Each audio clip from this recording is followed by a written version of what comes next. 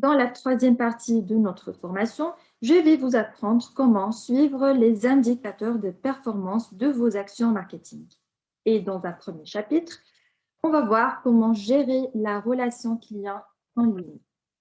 Maintenant que le plan marketing n'a plus de secret pour vous, je vais vous donner d'autres clés pour vous aider à l'exécuter ou à l'améliorer, comme l'outil d'analyse l'entonnoir de conversion qu'on va voir en détail par la suite, sinon comme le concept fondamental qui est le cycle de vie du client, ou encore par une méthodologie incontournable et d'art qu'on va décortiquer dans une partie à part aussi.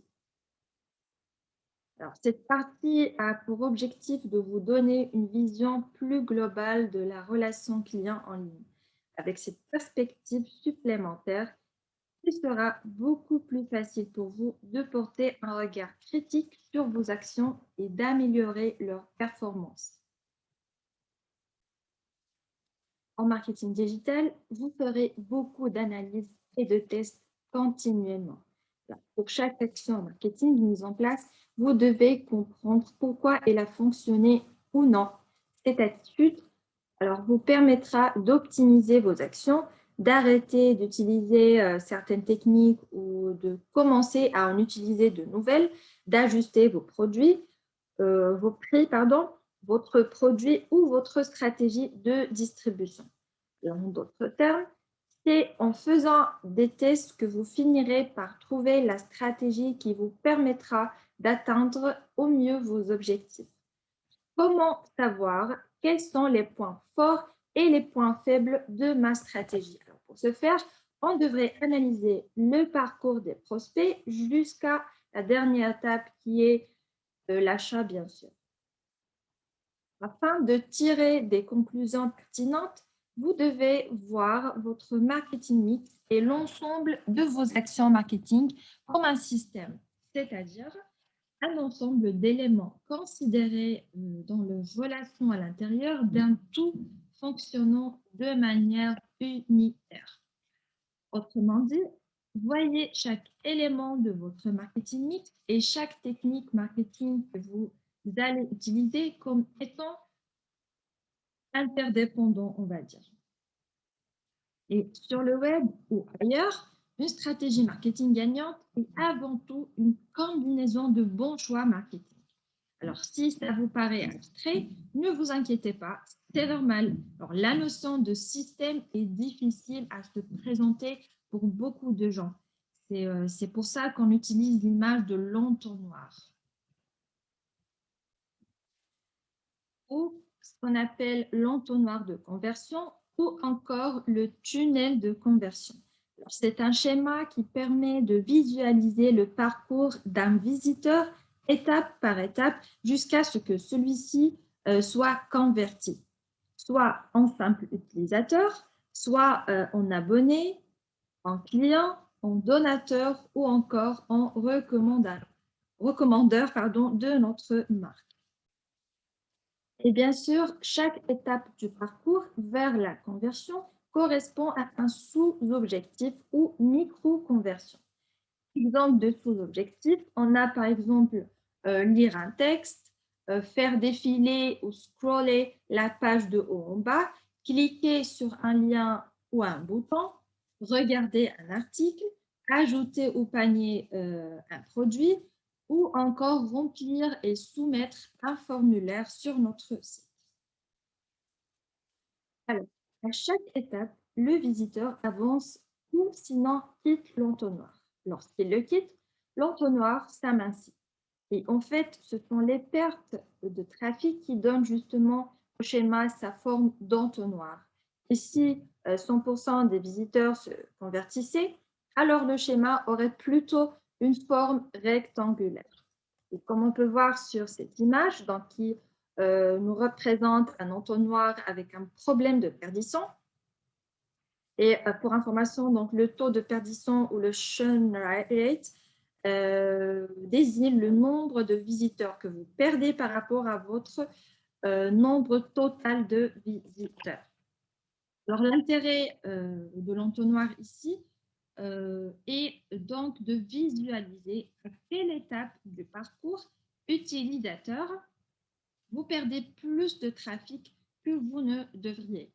Il permet assez facilement de voir quels sont les points faibles de votre stratégie marketing, de les analyser et de faire des tests pour les corriger.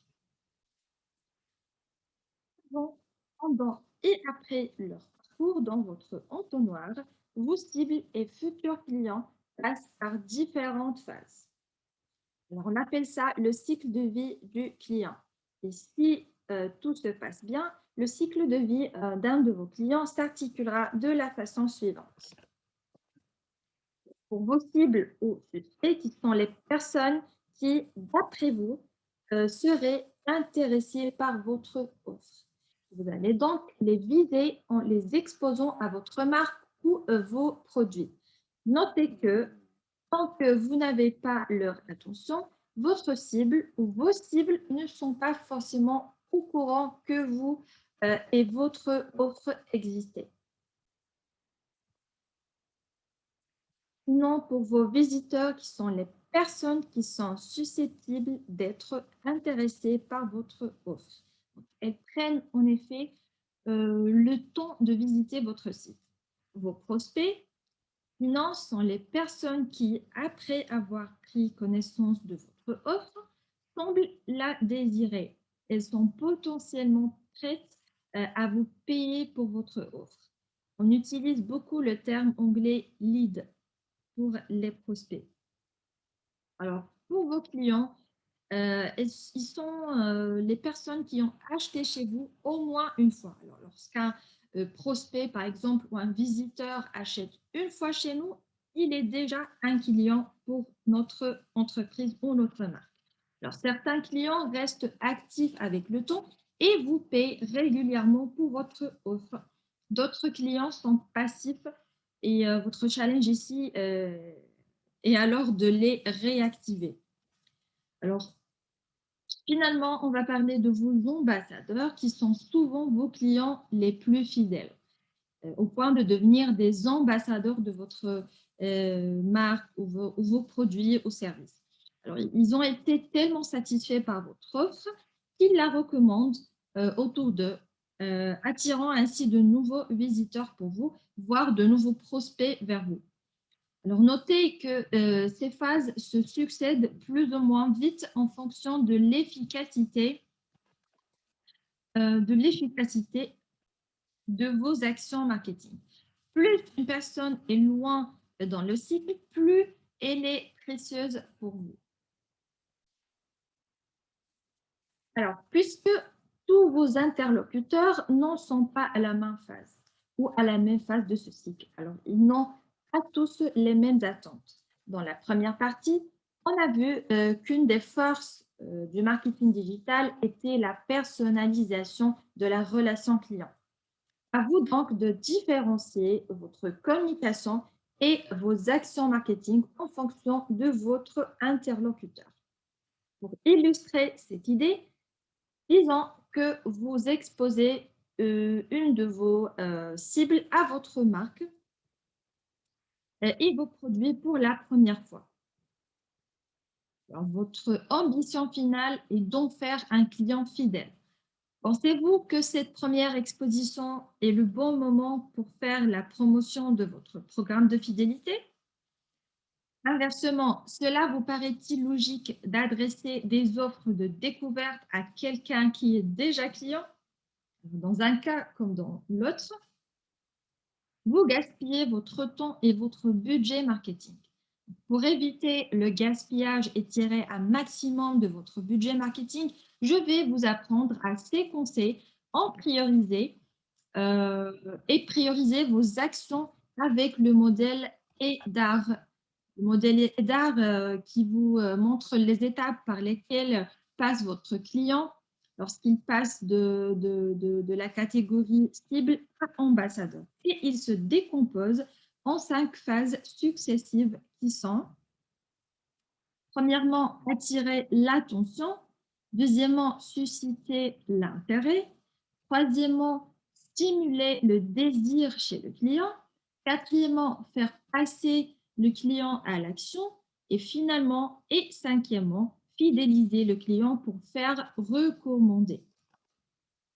Alors, logiquement, les phases du modèle EDAR correspondent aux phases du cycle de vie du client que je vous ai présenté un peu plus tôt dans ce chapitre. Dans la partie qui suit, on va voir comment le modèle EDAR nous aide à appréhender chaque phase de la relation client. On en profitera pour explorer donc des notions incontournables et passer en revue les techniques et les méthodes essentielles. Et pour résumer donc, ce chapitre, avant de passer justement au chapitre suivant, on va récapituler, comme on a l'habitude de faire, les points principaux qu'on a appris et qui sont notamment, on a pu découvrir qu'un entonnoir de vente permet de visualiser le parcours de vos clients, n'est-ce pas? Que le cycle de vie de vos clients passe par 5 grandes phases progressives qui sont cible, puis visiteur, puis prospect, puis client, pour arriver à la phase finale qui est devenir ambassadeur de notre marque. Troisièmement, vous avez découvert que la méthodologie EDAR vous permet de mettre, ou je dirais mieux, de faire passer votre audience d'une phase à l'autre, avec des stratégies pour attirer l'attention, susciter l'intérêt, stimuler le désir, faire passer à l'action et obtenir des recommandations. Voyons maintenant le détail de chacune des étapes de cet entonnoir et apprenons comment optimiser nos campagnes marketing afin d'obtenir les meilleurs résultats possibles. En premier, je vais vous montrer comment le modèle EDAR vous permet de différencier votre communication selon la phase du cycle de vie client. Mais avant, je vais vous poser une question très simple. Alors, est-ce que vous vous souvenez de la première phase du cycle de vie du client et de la deuxième? Alors, la réponse, c'est cible, puis visiteur. Justement, donc, votre client est d'abord une cible, puis devient un visiteur. Dans ce deuxième chapitre, je vais donner quelques conseils pour mieux convertir vos cibles en visiteurs. Mais d'abord, je vais prendre un peu de temps pour poser les bonnes bases de la communication. Alors, à première vue, le marketing digital et ses communications massives peuvent paraître déshumanisants et instinctivement, l'obsession pour les données et la performance semble contradictoire avec la notion de la relation humaine. Croyez-moi, l'un n'empêche pas l'autre.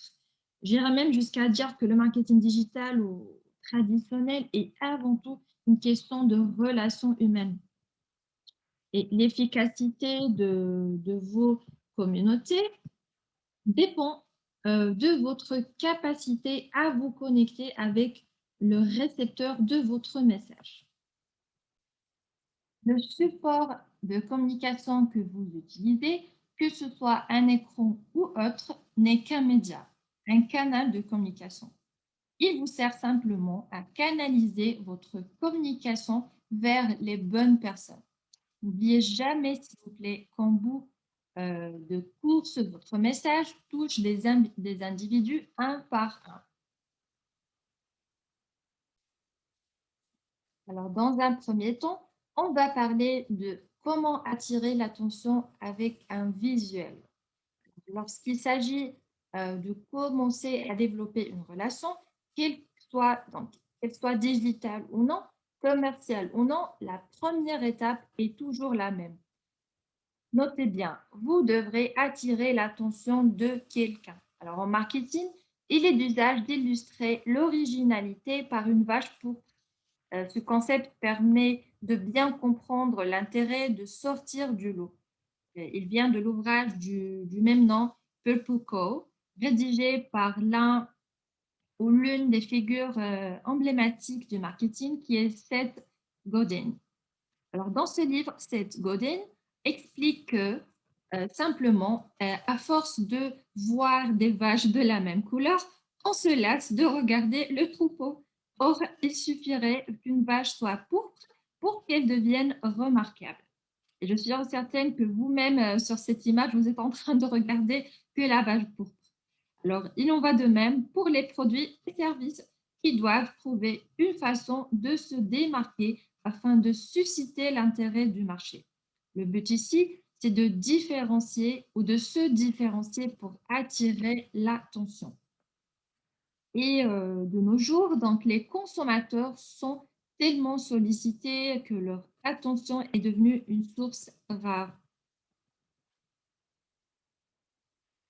On parle même d'économie de l'attention.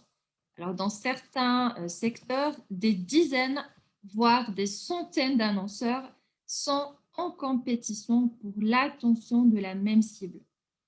Cela fait grimper le prix des espaces publicitaires et diminue l'efficacité des actions marketing. Mais ne vous laissez pas abattre, ne vous laissez pardon, pas abattre dans cette foule d'annonceurs. Tout, euh, tous ne maîtrisent pas, je dirais, les techniques de marketing fondamentales ou de neuromarketing qui permettent de faire sortir votre message du lot. Et si vous ne connaissez pas ce que c'est le neuromarketing, c'est l'application simplement des sciences cognitives au marketing. Autrement dit, pour plus simplifier, donc c'est l'étude des mécanismes cérébraux qui influencent le comportement d'achat. D'autre part, en marketing digital, vous vous servirez principalement de la vue, mais aussi de l'ouïe dans certains cas, ou dans certains cas, par des vidéos marketing ou marketing de contenu audio, par exemple. Et lorsque vous communiquez auprès de vos cibles, choisissez, s'il vous plaît, ou plutôt méticuleusement les mots, mais aussi les visuels que vous utilisez. Quand il s'agit d'attirer l'attention, les mots sont importants, mais secondaires par rapport au visuel. Dans un paysage publicitaire saturé, l'œil du consommateur ne prend pas le temps de lire entièrement les messages rédactionnels auxquels on l'expose. Il fait d'abord le tri en scannant les images. Et ça se fait d'une manière automatique, bien sûr. Puis les gros titres et les sous-titres. On dit parfois qu'une image vaut 1000 mots et le nombre 1000 peut être un peu arbitraire, mais l'argument sous-jacent reste valide, qui est les images sont extrêmement importantes. Alors, pour qu'un visuel soit efficace, il doit donc interpeller. Les choses qui semblent interpeller le plus grand nombre de personnes sont euh, premièrement, les choses étranges, surprenantes, intrigantes ou exotiques. Alors, deuxièmement, on a les couleurs vives, la nourriture aussi, surtout lorsqu'il s'agit d'une image d'un plat très gourmand et appétissant, bien sûr. On a aussi les animaux mignons ou encore exotiques et les humains attirants ou en âge, c'est-à-dire surtout les images de bébés et de petits enfants. Donc, les entreprises n'ont pas pour objectif d'attirer le plus de personnes possible. Ces astuces ne sont donc pas des règles universelles applicables à toute situation, mais plutôt des éléments de réflexion sur le genre d'image qui attire l'attention. Alors, deuxième astuce, si vous voulez, c'est attirer l'attention à l'aide du texte, comme on a dit. Alors ici, la taille de votre police de caractère se veut être un indicateur de l'importance du message. En théorie, plus votre texte sera écrit en gros, plus il attirera l'attention. Par contre, plus il sera lent, plus il représentera un effort pour le lecteur et moins il aura de chances d'être lu. Et chaque caractère de chaque mot, de chaque ligne compte. Écrire des textes pour le marketing, c'est écrire de manière précise et concise, sans quoi votre message sera noyé dans sa propre masse, bien sûr. Alors, utilisez les bons mots clés, soyez personnel et direct. Alors, à l'occasion, les faire un tour sur la page tendance de YouTube, par exemple, pour analyser les vignettes et les titres qui marchent le mieux. Je vous aurais bien invité à y aller maintenant, mais j'ai peur que ces vidéos attirent trop bien votre attention et que vous ne reveniez pas sur le ou la formation après. Et puis, ben, gardez en tête que s'adresser à tout le monde, c'est aussi ne s'adresser à personne. Alors, la troisième astuce, c'est d'être créatif pour attirer l'attention avec ces techniques alternatives qu'on va voir en détail. Alors, la première, c'est, on dit que ce qui est nouveau attire l'attention. Et pour la deuxième technique, on dit que le malheur des uns fait le bonheur des autres.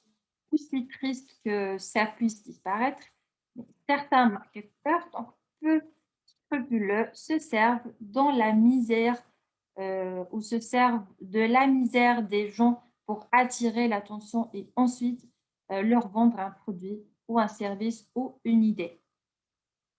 Alors, honnête ou pas, mais ça reste une technique alternative. Puis on a donc le bad buzz, reste du buzz, c'est-à-dire que certaines personnes préfèrent faire parler d'elles en mal que pas du tout. C'est notamment le cas de certaines célébrités pour qui la notoriété est la source première de profit pour eux, comme par exemple Nabila en France ou encore Kim Kardashian aux États-Unis. Alors ainsi, ceux qui maîtrisent l'art du bad buzz euh, basent leur communication autour de la provocation pour s'assurer la réaction des audiences et occuper le paysage médiatique. Autrement dit, être détestable peut rapporter gros dans le monde, surtout de l'Internet. Alors, si vous êtes une organisation et non une célébrité, je vous conseille de surveiller votre réputation plutôt que la tenir volontairement. Alors, toutes ces astuces sont utiles si vous cherchez à attirer l'attention d'un maximum de gens. Elles ne s'appliquent pas pour autant systématiquement à toutes les organisations. Et ici, la communication d'une entreprise, qu'elle soit visuelle ou textuelle, doit respecter la charte graphique et la ligne éditoriale de celle-ci. Toutes les organisations ne peuvent pas se permettre d'utiliser des couleurs vives, des chiots ou du sucre pour attirer l'attention de leur cible. Alors, au contraire, si votre cible est votre ciblage, je dirais, est très restreint, comme celui d'une marque de luxe, par exemple, vous exclurez simplement et volontairement les codes populaires qui ne s'intéressent ou qui n'intéressent pas votre cible. Donc, rien ne sert d'attirer l'attention de quelqu'un si on ne suscite pas son intérêt. À vous donc d'adapter votre communication en fonction du positionnement marketing de votre organisation pour intéresser vos cibles. Attirer l'attention de votre cible est une chose. Susciter son intérêt en est une autre. Si vous voulez que vos cibles visitent votre site, il faudra leur donner une bonne raison de le faire. Vous avez dû sélectionner vos cibles parce qu'elles ont un intérêt pour ce que vous faites. Donc, si vous attirez l'attention de personnes qui n'ont pas d'intérêt pour votre offre, c'est que votre ciblage est trop large, simplement. Donc, si une cible a tout pour être intéressée par votre offre, mais qu'elle ne l'est pas, c'est que vous n'avez pas su exprimer en quoi votre offre est intéressante pour cette personne. Alors, comment susciter l'intérêt pour obtenir des visiteurs sur votre site? Le cerveau humain, rappelez-vous de ça, s'il vous plaît, le cerveau humain est constamment consciemment ou pas, bien sûr, est constamment en train de scanner son environnement à la recherche, soit d'opportunités pour améliorer sa condition, soit à la recherche de menaces à éviter. Alors, un message d'invitation à visiter votre site doit donc être exprimé comme une invitation à résoudre un problème pour votre cible.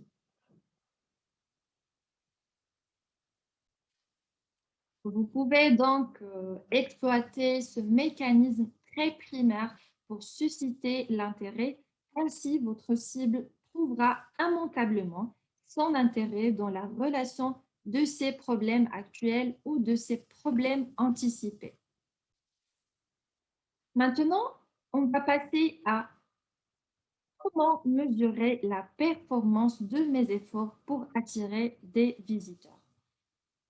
Il y a différentes façons de payer pour de la publicité en ligne.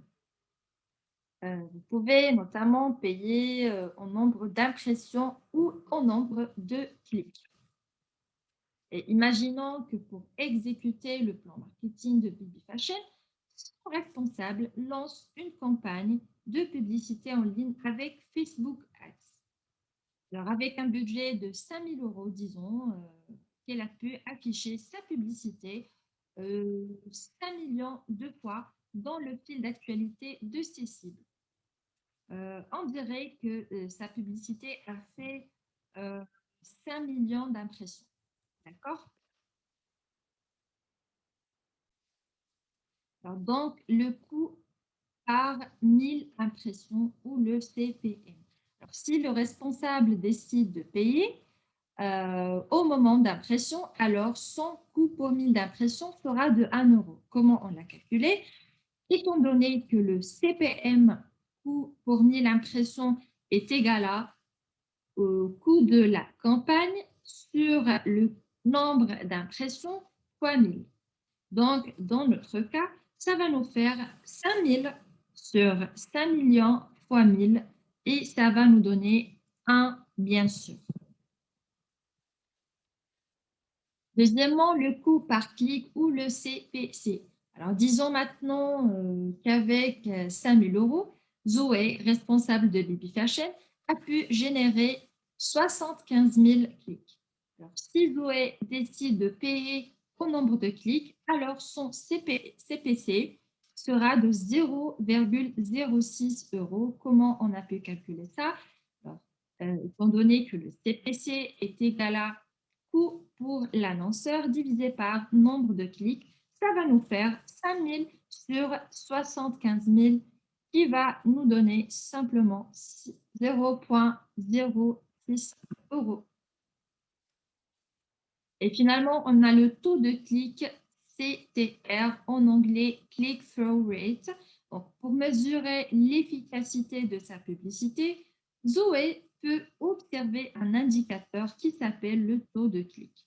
Donc, voilà comment on le calcule. Donc, CTR est égal à nombre de clics divisé par nombre d'impressions fois 100. Donc, ça va nous faire 75 000 sur 5 millions fois 100 et ça va nous donner 1,5. Alors, dans cet exemple, le taux de clic de la campagne de Zoé est de 1,5%, ce qui est plutôt excellent. Donc, plus la publicité attirera l'attention et suscitera l'intérêt des cibles, plus ce taux augmentera et plus votre campagne vous apportera des visiteurs.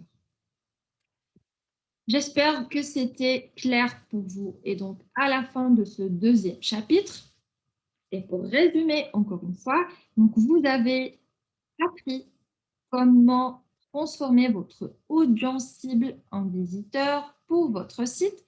Et cela passe par 4 choses.